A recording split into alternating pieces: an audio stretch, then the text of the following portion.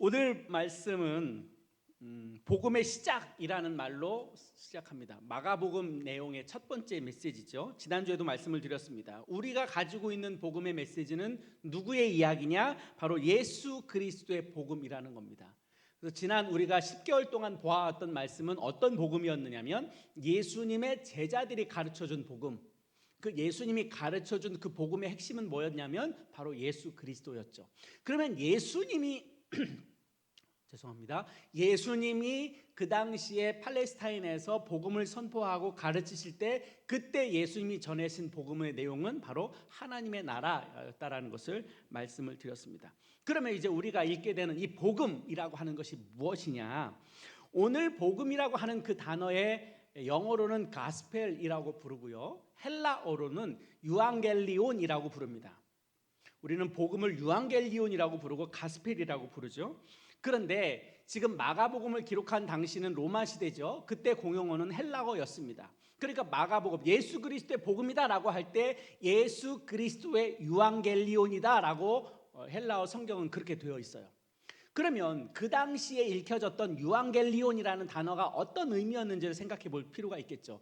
마가가 쓸 때 그 당시에 복음이라고 했던 실제적인 단어의 의미가 뭐냐? 가스펠이 무슨 뜻이냐? 유앙겔리온이 무슨 뜻이냐라고 하는 거예요.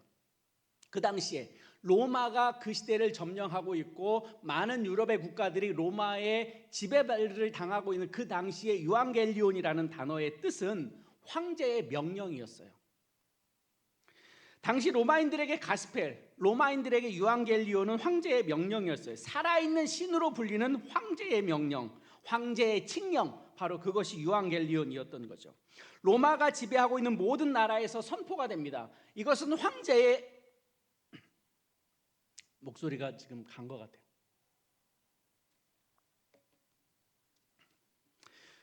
그러니까 황제의 칙령, 황제의 명령이 그 당시에 유앙겔리온이었는데, 이 명령은 사실상 로마인들에게는 좋은 거예요. 우리가 유앙겔리온, 가스펠 그러면 기쁜 소식이라고 그렇게 부르는데, 로마인에게 있어서 황제의 칙령, 황제의 명령은 로마 시민권을 가진 자들에게는 기쁨의 소식이었어요. 왜냐? 황제의 명령이라는 게 뭐냐? 그 당시에 세금을 거둔다, 또는 군사를 징집한다. 왜냐하면 다른 나라와 끊임없이 전쟁을 치르는 그런 상황이었기 때문에 유앙겔리온 그러면 로마의 시민권을 가진 자에게는 자기의 나라와 자기의 영역이 확대되는 것이기 때문에 당연히 좋은 것이었죠. 군대를 징집한다거나 각 나라에 있는 물자가 로마로 들어오게 된다거나 바로 그럴 때 유앙겔리온이라는 단어를 썼어요. 그러니까 당연히 로마인들에게는 좋은 거였죠. 그런데요, 그것을 그 당시에 지배를 당하고 있는 나라의 입장에서는 자기들의 물자가 로마로 옮겨가는 것이기 때문에 자기에게는 좋은 리가 없어요.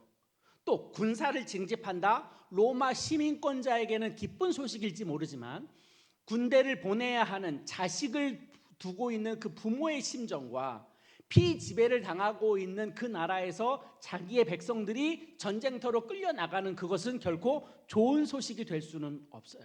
뿐만 아니라 로마에서 세금을 걷어들인다, 마찬가지죠. 로마인들에게는 좋은 소식일지 모르나 그 당시에 지배를 당하고 있는 나라의 입장에서는 자기의 재정이 착출되어서 로마로 이송되는 거기 때문에 이것이 결코 그들에게는 기쁜 소식이 될 수 없어요.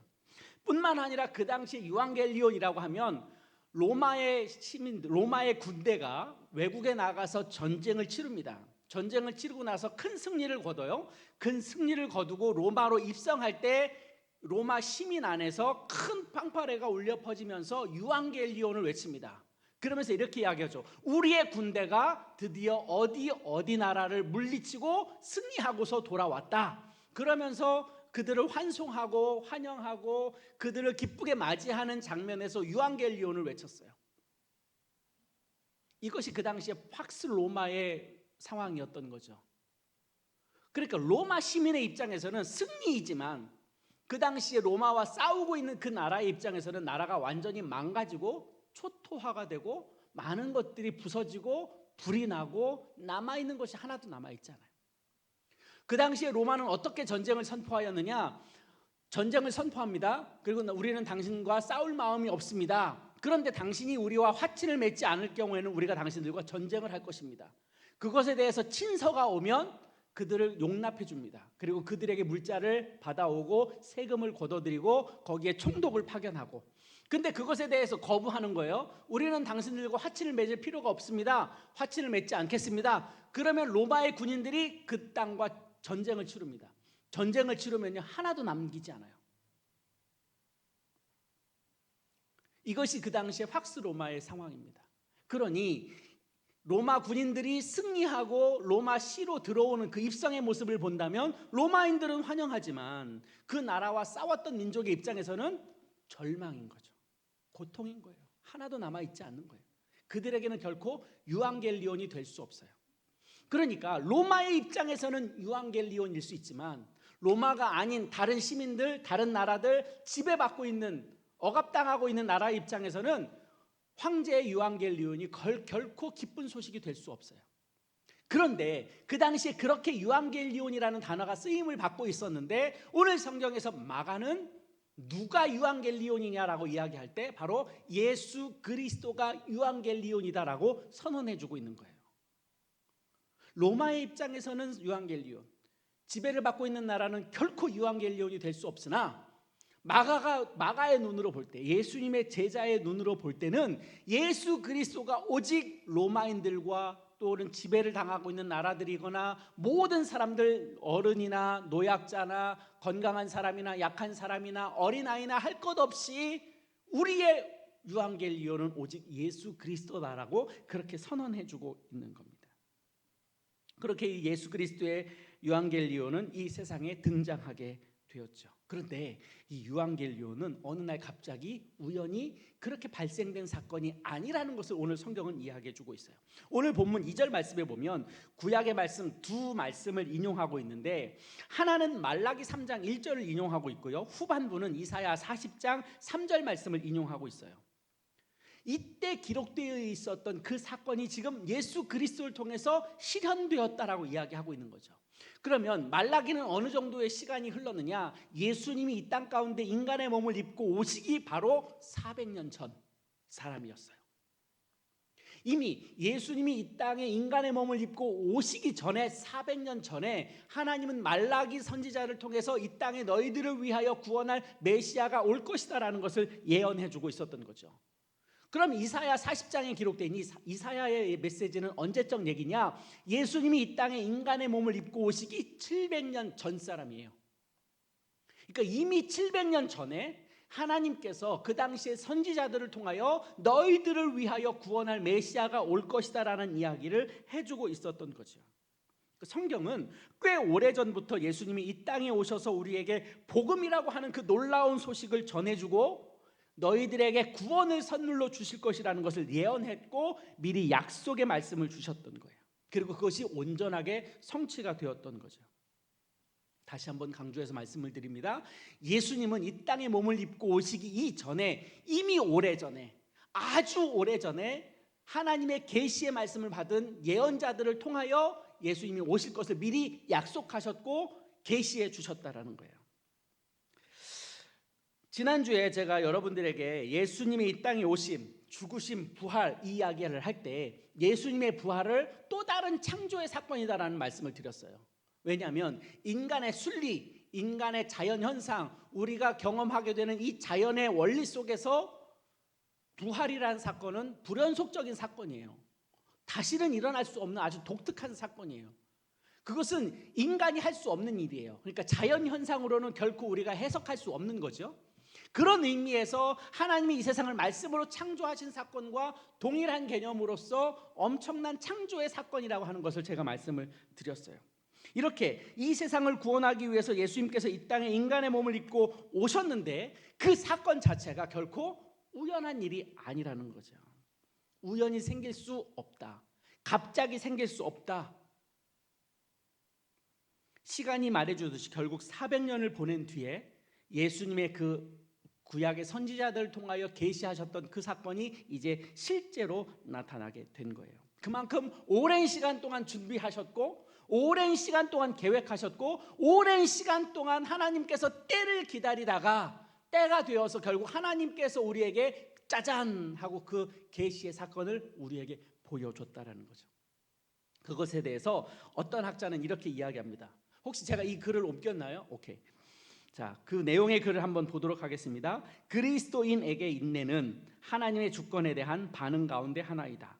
오직 하나님만이 우리에게 일어나는 일들에 있어서 일어나야 할 시간과 장소와 상황을 정확하게 아신다. 우리는 우리가 약간 상황에 대하여 안다고 해서 모든 것을 아는 것처럼 상상하는 실수를 저지른다. 그러나 하나님은 모든 것을 아신다. 우리가 어떤 기도에 대하여 하나님은 기다리라, 때로는 안 된다고 말씀하신다. 그것은 하나님이 우리를 사랑하지 않으시기 때문이 아니라 지금은 적절한 때와 상황이 아니기 때문이다. 하나님은요, 이 세상 가운데 예수 그리스도를 보내셨는데 그냥 심심해서 아니면 그때그때 기분에 땡겨서 이만하면 됐겠지라는 어떤 추측과 막연한 기대와 막연한 상상력 속에서 하나님께서 예수를 이 땅에 보내신 사건이 아니고, 한번 따라 하실까요? 하나님의 시간에 정확한 때와 장소를 정하셨던 거예요. 우연 발생이 아니고 어쩌다 생긴 일이 아니고 하나님이 미리 계획하셨고 준비하셨고 설계하셨고 오랜 시간 동안 하나님께서 가장 좋은 시간의 때를 결정하시고 그때에 맞춰서 예수님께서 이 땅에 오셨다는 거예요. 그만큼 하나님은 정확하게 준비하셨고 정확한 상황과 환경 속에서 우리의 구원자이신 예수님을 이 땅에 보내셨다는 거예요. 그럼 오늘 성경에 보면 구약의 선지자들만 예수님이 오실 것을 준비하셨다는 게 아니라는 것을 우리는 알게 되죠. 오늘 우리가 등장하는 내용 가운데 세례 요한이라는 사람이 등장하게 됩니다. 그럼 이 세례 요한을 통해서 또 예수님이 오실 것을 바로 몇 개월 전에, 6개월 전에 예수님보다 먼저 태어난 세례 요한을 통해서 장차 우리를 구원하여 오실 예수님이 있다라는 것을 미리 예고했고 미리 사인을 줌으로 인해서 예수님이 오셨던 그 모든 길을 준비하셨다고 이야기를 해요. 참 독특하게도 오늘 본문에 등장하는 세례 요한이 선언한 회개의 죄 사함을 받게 하는 그 회개의 세계는 회개의 세례라고 하는 것은 어디에서부터 시작되었느냐? 광야에서부터 시작됐다는 거예요. 좀 이상하죠? 세례 요한이 복음을 선포합니다. 그리고 세례 요한이 예수님께서 이 땅에 우리를 위하여 구원자로 오실 그분에 대해서 미리 예고해요. 그러면 예고할 때 사람이 많은 데 가서 전해야 되잖아요. 사람이 많은 곳에 대해서 가르쳐야 되잖아요. 왜 그렇잖아요. 우리도 만약에 이런 컵을 누군가에게 판다고 생각하면 이 컵을 살만한 사람들에게 찾아가서 이 컵을 팔아야 되지 않겠어요? 그러니까 내가 무엇인가를 홍보하고 가르치려면 사람들 앞에서 해야 된단 말이죠. 그런데 재미있게도 오늘 성경에서 말하는 이 세례 요한은 어디에서 그 소리를 외치기 시작했느냐면 광야에서 외치기 시작했대요. 광야는 사람이 안 살아요. 사람이 안 사는데 외쳤대요.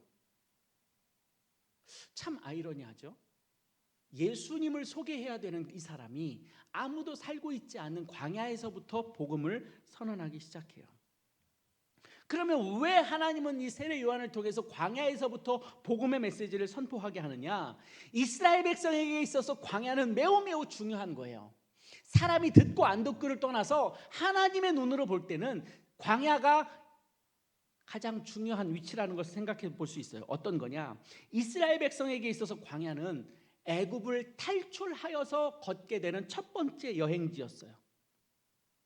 광야를 지나면서 그들은 마실 물이 없었어요. 먹을 양식도 없었어요. 고기도 없었어요. 오직 하나님만 바라보고 하나님의 은혜만 구할 수밖에 없었던 그곳이 바로 광야였어요.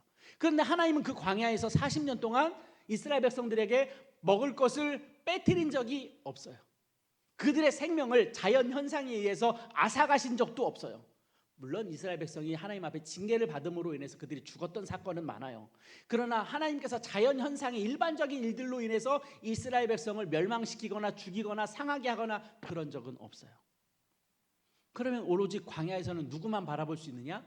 하나님만 바라볼 수 있게 돼요. 그런데 참 감사한 것은 하나님만 바라볼 때 이스라엘 백성은 광야에서도 너끈히 살아낼 수 있었어요. 이게 뭐냐?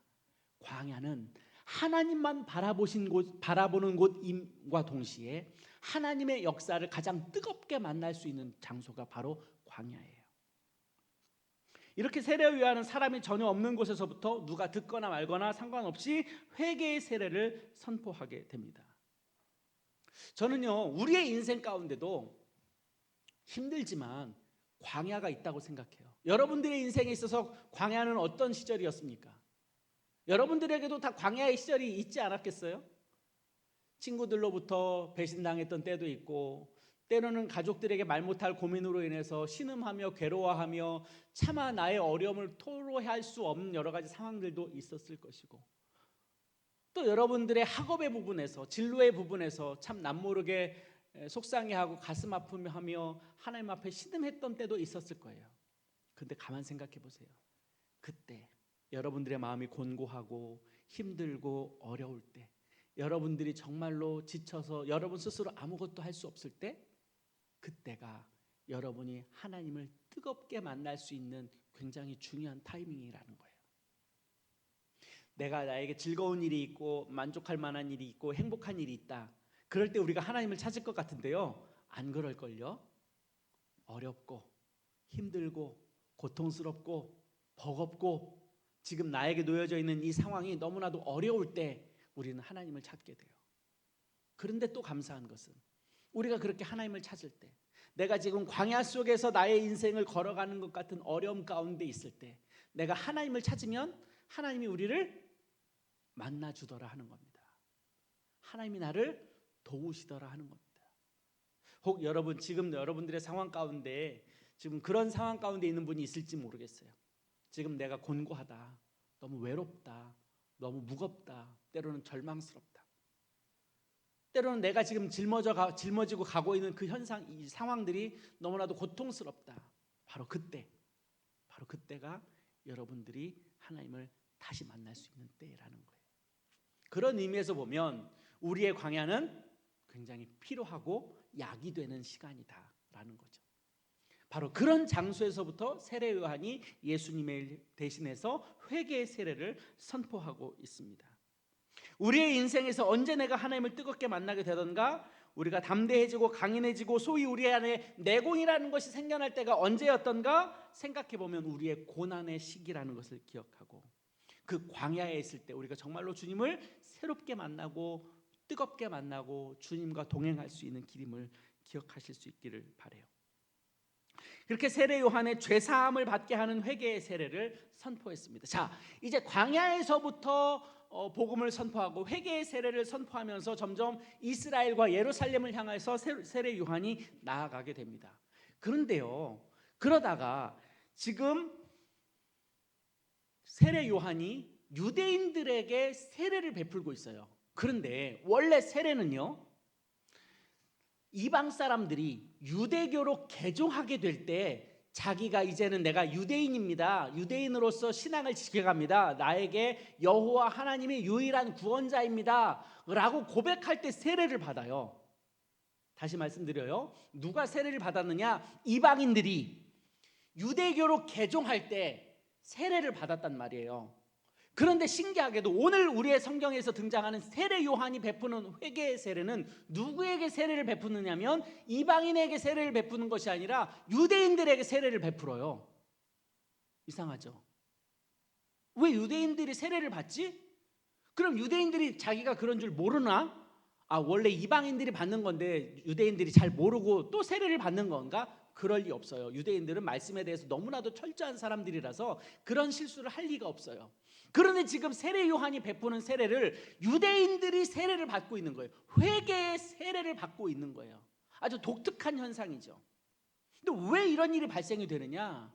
이게 굉장히 예수 그리스도를 향하여 나아가는 중간에 디딤돌이 되는 건데요, 유대인들이 자기는 이미 선민이에요. 하나님의 선택된 백성이에요. 이제는 누구에게 세례를 받을 필요가 없는 사람들인데 세례 요한의 세례를 통해서 그들에게 어떤 일이 발생이 되느냐? 유대교로부터 이스라엘 백성들이 벗어나는 중간 통로를 경험하게 돼요. 이것을 보는 유대인들의 종교 지도자들을 한번 생각해 보세요. 당연히 자기들은 선민인데 자기의 백성들이 세례 요한에게 세례를 받는 모습을 보면서 얼마나 불쾌했겠어요. 그러니까 예수님에 대해서, 세례 요한에 대해서 종교 지도자들이 그렇게 미워할 수밖에 없었던 거예요. 유대교로부터 벗어나도록 하는 일들을 지금 세례 요한이 하고 있기 때문에 그래요.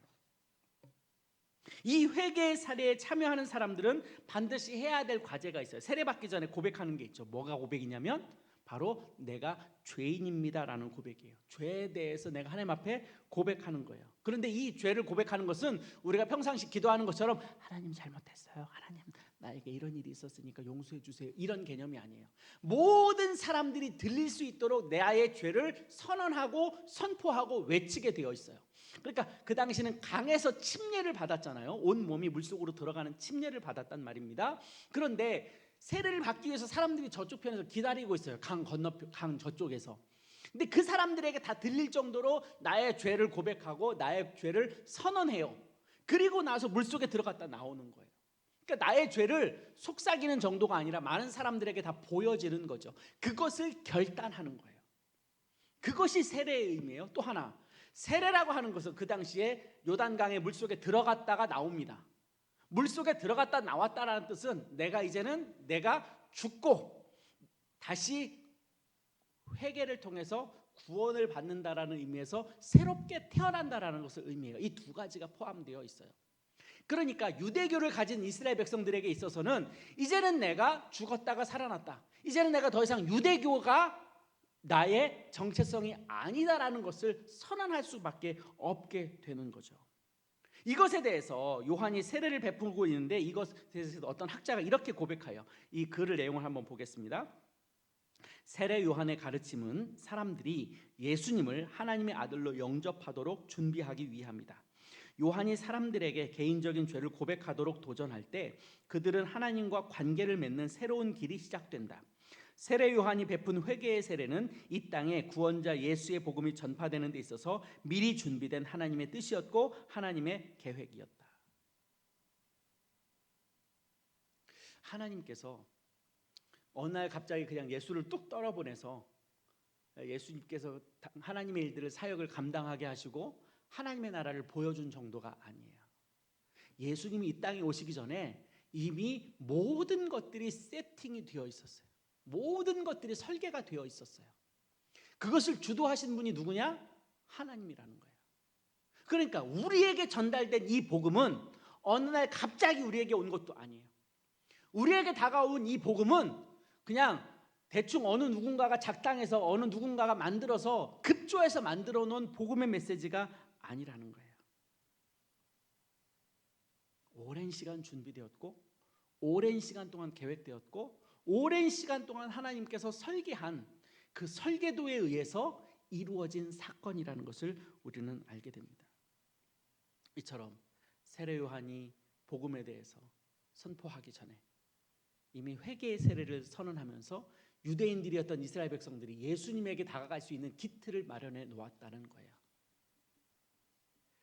예수님의 이 땅에 오심, 그리고 그분에게 있었던 유앙겔리온, 이것은 하나님의 섭리와 하나님의 계획과 하나님의 인도하심 속에서 벌어진 일입니다. 여러분, 지금 여러분들 손에 들려져 있는 그 성경, 이것은 어느 날 갑자기 내려온 것이 아닌 것처럼 우리에게 다가온 예수 그리스도의 그 복음의 사건은 어느 누군가에게 갑자기 떨어진 혜성과 같은 일들이 아니라 이미 하나님의 계획과 하나님의 섭리 가운데 이루어진 거예요. 다시 표현한다면 여러분 한 분 한 분이 복음으로 인해서 그리스도인이 되었다는 그것은 어느 날 갑자기 우연 발생적으로 얼렁뚱땅 그냥 어떻게 하다 보니 그렇게 여러분들이 그리스도인이 된 것이 아니라는 거예요. 여러분은 하나님이 설계하신 거예요. 여러분 한 사람 한 사람들을 하나님의 주권에 의해서 계획하신 거예요. 그러니 여러분 인생 한 사람 한 사람들이 그냥 여러분의 뜻대로 삶을 살아가는 것 같지만 아니요, 하나님의 계획과 하나님의 뜻과 하나님의 섭리 가운데서 여러분들이 살아간다라는 것을 여러분들 기억하실 필요가 있어요. 아, 하나님이 나를 이끌어가고 계시는구나. 하나님이 나를 만들어 가시는구나. 하나님이 나를 승리하게 하시는구나. 하나님이 나를 오늘까지 인도하셨구나. 하나님이 나를 앞으로 하나님의 주권에 의해서 움직여 가실 거구나. 예수님에게 허락된 그 복음의 사건이 예수님에게만 끝나는 것이 아니라 여러분과 저에게도 복음을 이끌어가는 그 주체자들, 당사자들에게도 하나님의 섭리는 영원하다라는 거예요. 그러니 내 자신이 결코 허투루 생긴 것이 아니다. 한번 따라 하실까요? 한 번 더, 나는 하나님의 계획과 섭리 안에 있다. 하나님의 주권 안에 있다. 나는 그런 존재다. 복음이 오랜 시간 동안 계획된 것이라면 여러분 한 사람 한 사람이 그리스도인으로 살아가는 것도 우연일 수 없습니다. 여러분에게는 하나님의 섭리와 하나님의 은혜가 깃들어져 있는 거예요. 여러분들이 그러기에 오늘까지 올 수 있었던 겁니다. 하나님이 나를 만들어 가실 거예요. 하나님께서 예수 그리스도를 이 땅에 보내신 그 복음의 사건을 위대하게 만들어 가신 것처럼 그리스도인으로 살아가는 저와 여러분들을 하나님께서 그냥 내버려 두실 일이 없어요. 그러니 당당하게 사세요. 믿음으로 사세요. 하나님 붙들고 살아가세요. 하나님 여러분들을 지키실 겁니다. 그런 의미에서 여러분들은 이 시대의 교회입니다. 하나님께서 여러분들에게 허락한 그 교회의 사명을 너무 허투루 생각하지 마세요. 엄청난 사건입니다. 여러분들에게 다시 한번 삶을 살아갈 수 있는 도전과 꿈을 갖고 믿음으로 행진을 계속하시길 주님의 이름으로 축복합니다. 유앙겔리오는 예수님의 사건에서 끝나는 것이 아니라 여전히 오늘을 살아가는 우리들에게도 유효한 사건이라는 것을 기억하시고 담대해지셨으면 좋겠습니다. 당당해지셨으면 좋겠습니다. 세상에 대해서 쫄지 마십시오. 움츠려들지 마십시오. 하나님이 여러분들의 든든한 뒷배가 되어주실 것입니다. 믿음으로 승리하는 저와 여러분 되기를 소망합니다. 우리 말씀을 생각하시면서 함께 기도했으면 좋겠습니다. 하나님, 내가 교회입니다. 나를 교회로 부르셨습니다. 교회로서 삶을 살게 해주십시오. 예수님의 복음의 사건이 여전히 나에게 유효한 사건임을 믿습니다. 내가 하나님 앞에서 나의 마음을 드리고 믿음을 드리고 도전하는 삶을 살게 해주십시오. 세상에 지지 않게 해주십시오. 담대하게 성령의 능력으로 살아가는 내가 되게 해주십시오. 하나님, 그렇게 내가 살기를 원합니다라고 우리 이 시간 우리의 마음을 들여서 하나님 앞에 우리의 중심을 드릴 수 있었으면 좋겠습니다. 결단의 기도를 하나님 앞에 드리도록 하겠습니다.